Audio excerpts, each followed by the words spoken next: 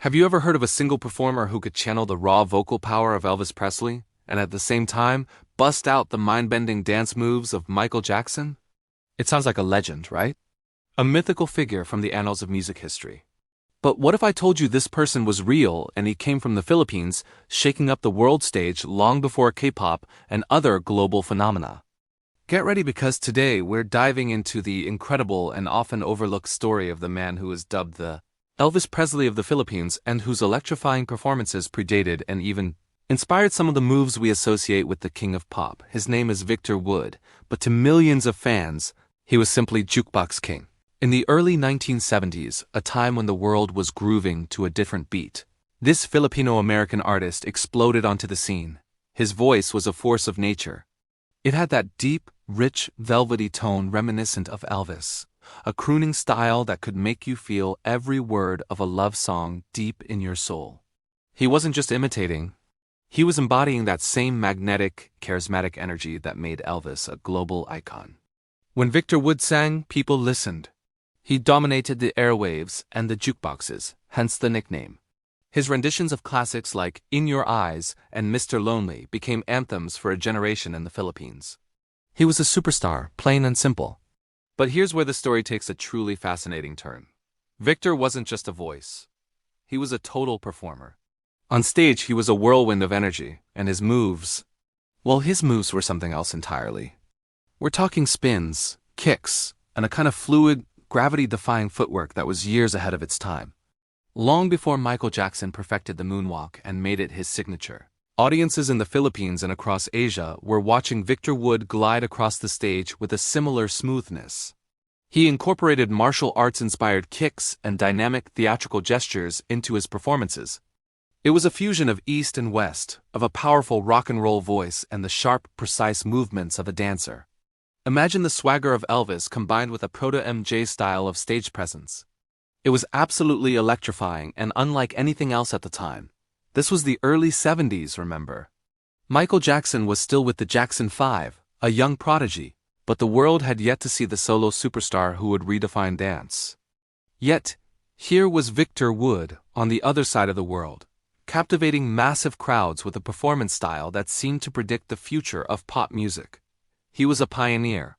He didn't just sing songs, he created a spectacle. His concerts were events. People came not just to hear the Jukebox King's golden voice, but to witness the sheer dynamism of his stagecraft. He was a complete package, a true entertainer who understood that music was as much a visual experience as it was an auditory one. He was selling out arenas, starring in blockbuster movies, and his face was everywhere. He was, for all intents and purposes, the biggest star in the Philippines. So why isn't his name as globally recognized as Elvis or Michael? That's the complex part of the story. The music industry in the 1970s was very different. The pathways for an artist from Asia to achieve mainstream success in the West were practically non-existent. The world wasn't as connected as it is today. There was no YouTube, no Spotify, no social media to catapult an artist from Manila to Memphis overnight. His fame was immense, but it was largely contained within Asia. While he toured internationally and had fans in places like Japan and Hawaii, breaking into the American or European mainstream was a different challenge altogether.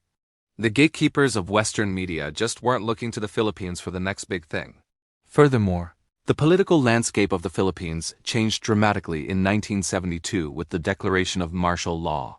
This had a profound impact on the entertainment industry and on society as a whole. The vibrant, freewheeling era that had given rise to stars like Victor Wood came to an abrupt end. The cultural climate shifted, and while he continued to make music and films, the momentum he had built was inevitably affected by the new social and political realities. Many artists of that period found their careers taking different paths, and Victor Wood was no exception. He later ventured into politics, becoming a public servant, which further shifted his focus away from the international music stage. But let's be clear. This doesn't diminish his legacy. In fact, it makes it even more significant. Victor Wood's story is a powerful testament to the incredible talent that exists all over the world, often outside the glare of the Western media spotlight. He was a trailblazer who proved that world-class innovative artistry wasn't confined to America or the UK. He was a Filipino artist who, through sheer talent and charisma, created a unique fusion of styles that was both familiar and startlingly new. He showed that you could take the influence of a legend like Elvis, filter it through your own cultural lens, and add a layer of physical performance that was entirely your own. His influence on Filipino music and pop culture is undeniable and lasts to this day. He inspired countless aspiring singers and performers in the Philippines to dream big. He set a new standard for what it meant to be a live performer. The term total entertainer is often thrown around, but Victor Wood truly embodied it. He demonstrated that Filipino artists could stand shoulder to shoulder with the best in the world. His success paved the way for future generations of Pinoy pop, or P-pop artists who are now making their own waves on the global stage. When we see the incredible choreography and stage presence of modern P-pop groups, we're seeing a legacy that has its roots in performers like Victor Wood.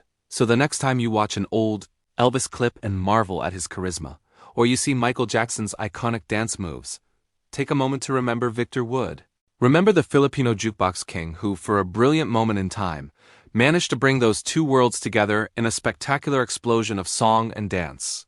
His story is a reminder that genius can blossom anywhere, and that some of the greatest legends are the ones you might not have heard of yet.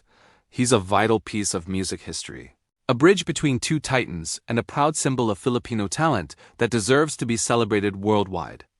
The man who had the voice of a king and the moves of a pop god, a true original who shook his corner of the world and left an echo that can still be felt today. Thanks so much for watching and for joining me on this journey into a fascinating corner of music history. If you enjoyed this, don't forget to hit that like button, subscribe to the channel, and ring the bell so you don't miss our next deep dive. What other overlooked music legends should we talk about? Let me know in the comments below. See you next time.